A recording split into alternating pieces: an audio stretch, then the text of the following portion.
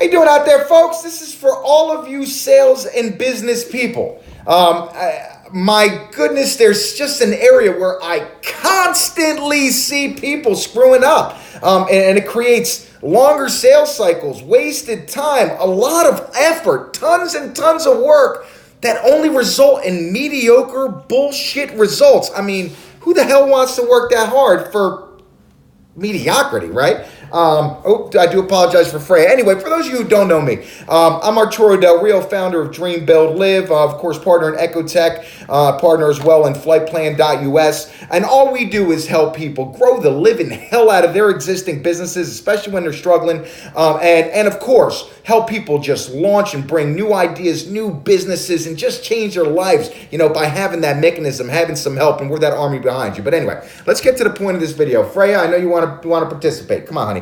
All right, so let's talk about the methodology that most people, and this is true for the businesses, the owners, and of course for salespeople, we all have this methodology where we adopt pray and spray as the desired approach to go to market. So what do? We all go to data.com or Hoover's, Rain King, whatever it is. We download a list of 1 million people, and what happens next? Bop, bop, bop, bop, bop, bop, bop, bop, bop, bop, email, and you get crap results. So let me give you just an easy high-level pointer. Now, goodness knows there's more, and if you check out down below, we can set up a clinic, a little bit of a closures clinic, free introductory workshop to help you out and improve on this. But first and foremost, if you want to improve your sales, this is true for existing businesses, true for new business, and more importantly, this is true for any type of sale, basically. You could be selling complex solutions to the enterprise. You could be selling SaaS products. Frankly, if you think about it and apply your mind to it, you can even tweak this and adopt this for, basic product sales, even things like used cars, from a sense, and how you approach the market. But anyway, I digress. So first and foremost, what we need to figure out is who the best buying prospect is. And you don't find that out by praying and spraying. So this is what you're going to do tomorrow. Listen to me and don't be lazy. Actually do it. It's going to help you out. Your wallet will thank you. Go in and pull a macro look. Pull a report of all the base of customers that your company has, your organization has. All right? Whether you're working for somebody or it's your own business. And I want you to dissect and figure out who the top 20% of your customers are. Now, what does that mean? Now, you may take a little digging, a little time, but you want to figure out who's spending the most money. But more importantly, who's spending the most money and is the best customer to deal with, one that's not going to draw constantly on your limited resources. So after you've done this study and you have figured out what these best customers look like, now you want to find the similarities amongst them. And there's a couple ways to do this, right?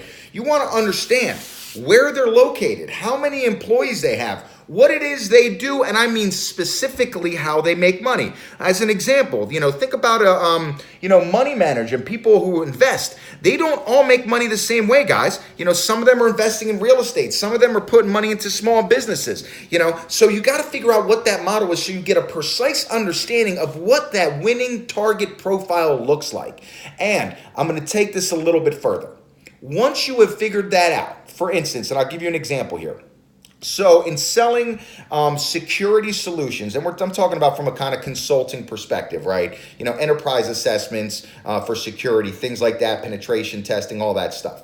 I've come to find that it tends to be people in the financial, market, and, also particular to retail. Now, if you drill down further, after doing a study for an organization that I partner with, I came to find out that it was actually even more specific.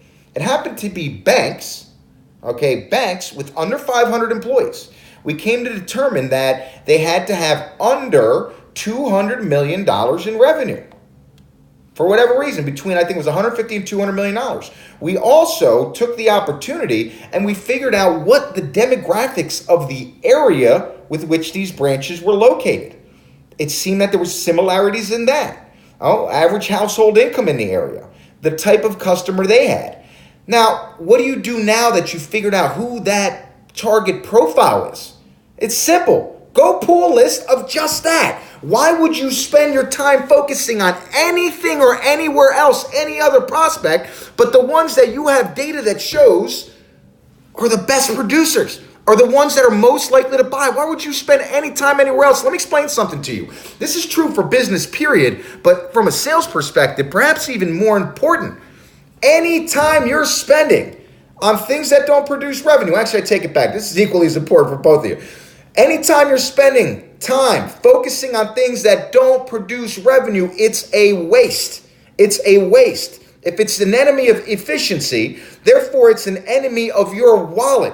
You got to remember, you need to focus on the big rocks that produce revenue and not playing in the sand, man. Allocate that, delegate that to someone else or outsource it. You don't have time. So anyway, now that you have this target profile, and now you've pulled a list, from wherever that source is of that, what you got to do now is try to dig back. And now sometimes this isn't available, but if you use your brain, you'll find out, you'll make it work.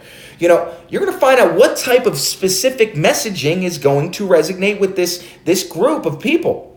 Now, you can dig into the background. If the database is good enough and people kept good Salesforce notes, excellent. Maybe you can figure it out. If you can't, it's very simple. Okay, take a look at the 401ks. Take a look at the nature of risk in those industries. Take a look at the background of those companies. Now, again, this is not just applicable to that, security sale. This is true for any type of product that you're selling. You should be able to figure out who the best customer looks like and go find more that are similar. Again, employee count, annual revenue, locations, amount of offices, how much revenue they're taking in, what the demographic is of that location, what the specific business model of that organization is. Now, what you're going to do once you have that, you now have to start finding this messaging. If that messaging doesn't exist and you can't find it, well, then you got to create it. So start doing A/B tests. Take two different models of a similar message with enough differentiation between the two, and throw them out there and figure out which ones work and tweak it even more. Now, remember, when you're pulling these accounts, don't be that same lazy salesperson or that terrible business person like most people are. You have to step it up and push the envelope. So, after you're doing this research, you want to hit different people in those organizations with different messages in each case. What does that mean? A chief financial officer's interests and motivators are very different from a CIO's. And that's very different from a chief marketing officer and a chief executive officer, or just simply a small business owner versus the manager. So you always got to remember who that crowd is and what's important to them. Obviously, no matter what product you're selling, figure out what that return on investment is and what the potential of the economic impact is of that. That's the message for the CFO, for somebody who wants to make more money. Hey, I'll tell you something else. If your product is selling to salespeople, guess what? Hit that return on investment. Again, because remember, people don't care about you. They don't care about your company, and they don't care about your products. I'm going to say the whole thing again because that's hard for people to understand. People don't care about you. They don't care about your products, and they don't care about your company. Businesses care about one thing: results. Frankly, you'll note the fact when I talk about my own businesses, I'm not talking to you about the fact that I use technology like websites. I can build you an app. I can develop your products. I can help you launch your full go-to-market plan. I can take you from zero when you have an idea all the way through, a plan that is going to go 36 to 5 months to 5 years. I don't talk to you about those pieces. I don't talk to you about my copywriters, my content writers. I don't talk to you about the fact that I can build a logo or we handle websites, that we build software. I don't talk to you about that stuff. That's not important. You know what I talk to people about? How I'm going to make them money and how that money is going to change their lifestyle. Guess what? If I come to you and say, hey, listen, I build really snazzy websites. They're awesome websites, though. Who the fuck cares? Nobody cares about that. But if I come to you and I say, hey, listen. Oh, that's Freya strikes again. Hey, listen, guys.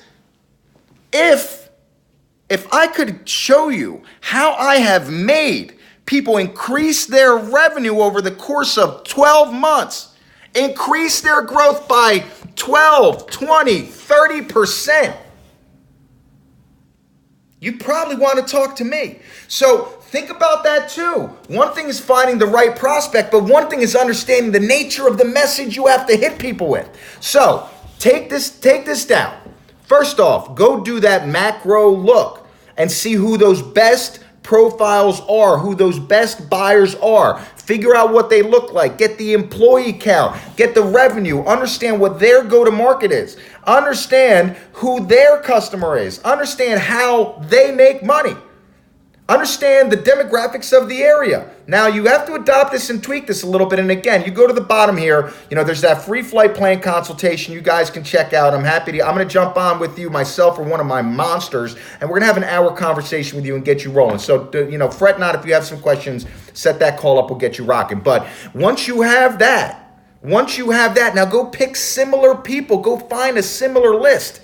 And try to dig in and figure out what message it was that resonated with those people in the first place. If you can't, you craft the message based on the roles and the responsibilities of the individuals you're going to hit. And by the way, don't shoot low. Go to the top. Make them send you down. Stop looking out to talk to the admin or the person at the front desk. Go to the top. They're the people who sign. Anyway, in addition to that, if you cannot have that, figure out and craft those messages and do A/B tests. Do two things that are similar, send them out. Figure out, track which ones are working, figure out why they're working and adjust, tweak it again, make another A/B and bang, do it again. And the idea is you're going to go from casting this wide net to sitting on a bell tower with that sniper rifle, picking them off on pat, pat.